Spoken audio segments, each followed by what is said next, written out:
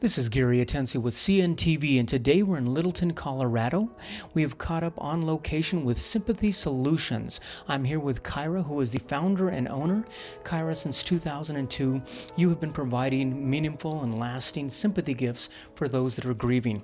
Why don't you tell us how this all became?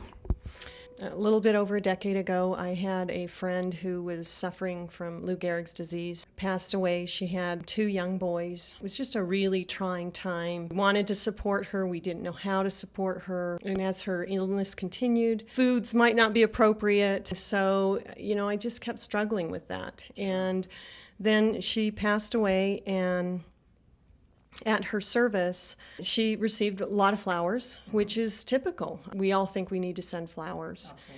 Absolutely. And after the service, her dad didn't know what to do with all these flowers. So what was meant as an expression of sympathy and comfort to the family actually became a burden. It became a passion that I thought there's something better, that you can help and support these families and give them something meaningful. And really our mission is to support them. Give them the tools that they're going to need when they're ready to begin that process of healing. That book's on their bedside, a journal, a memorial stone to go out and create a little memorial garden, those meaningful things. And that's kind of how the genesis of it. So basically a passion that you had personally, and it is true. Obviously the flowers are great support for people, but honestly people need something a little more lasting, something a little more personal that can help them through their journey.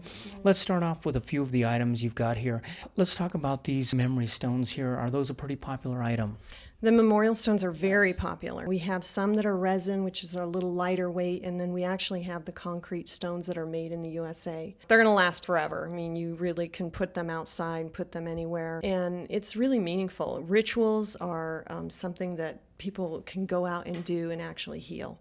It just helps them to feel like they're tangibly doing something, and so memorial stones are good. We also have memorial trees, and so they kind of pair nicely with that. What about somebody who does like flowers? Do you have something like forever florals or something that lasts a little longer?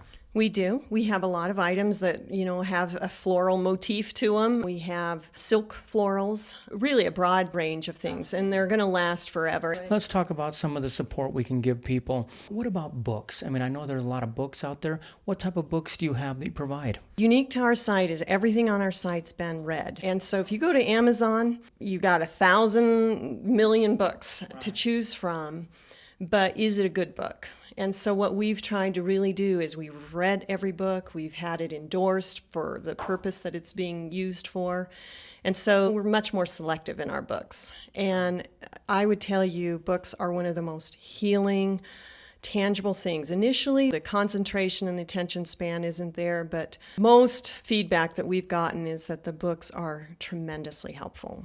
And I know basically grieving is a very personal process for people. Not one thing works for one person that may work for another. What about music? What do you have that you provide in the way of music? I think it just reaches our soul significantly more than anything else, and it touches us in a way that a hug or something might not else. Sure. So we really encourage, if you're journaling, putting on some music to just soothe, calm your nerves, kind of refocus you. Each year we pick a holiday collection so that you can set new traditions and maybe change some things, do little things differently, just a broad range. Wonderful. Speaking of holidays, throughout the year, like you say, once the flowers are gone, the support is gone, then the real journey begins. And so people think that, wait a minute, had a room full of people and now no one's even calling me or contacting or touching me. And then you've got all these firsts. First holiday, first birthday. Tell me what you have in the way of holidays and what type of items you have for support.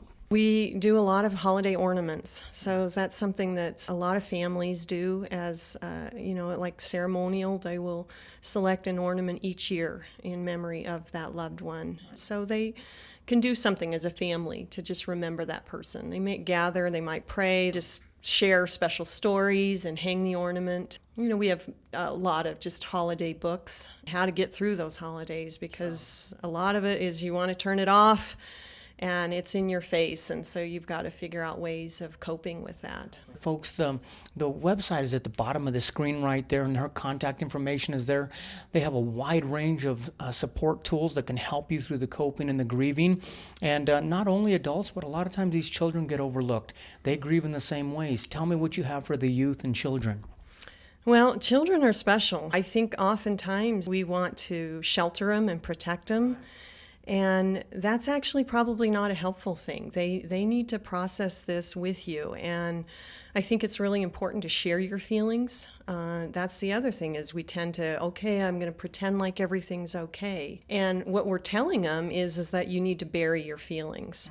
And so we really encourage you to share your feelings with your kids, give them tools to work through that as well. One of the products that we just love is this I Cried Too book. And we have it as a set. It comes with a little rabbit and a CD.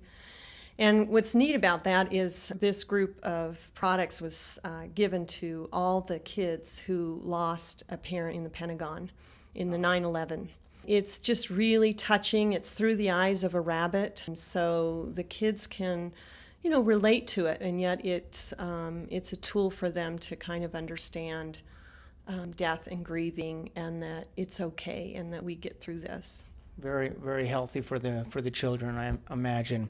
Let me ask you also, you've got an online where people can go there, but you actually go on location a few places and do some of the memorials that we caught you at here today. Do you keep people apprised as to where you may be as far as Facebook and your newsletter? We do. We have a quarterly newsletter, and we encourage everyone to sign up. We've really tried to give a lot of tools and a lot of information and resources. A lot of places may have information, but it's going to be geared that's a little more self-serving. And so what we've tried to do is put resources in your hands. They're just there for you with no strings. So we do the newsletter. We are active on Facebook and Twitter. We are now rolling out a YouTube channel, and so we are going to start uploading video to YouTube of helpful conversations of just, finances, grieving, just broad range. Quite overwhelming when you're on that end of it. Let me tell you once again, the website is the bottom of the screen, and they also have a blog there, which basically people can go on and talk a little bit about and whatnot. And also, you've got, like I said, a wide range of products out there and support tools. What do you have in the way for somebody who has maybe lost an infant, lost a pet?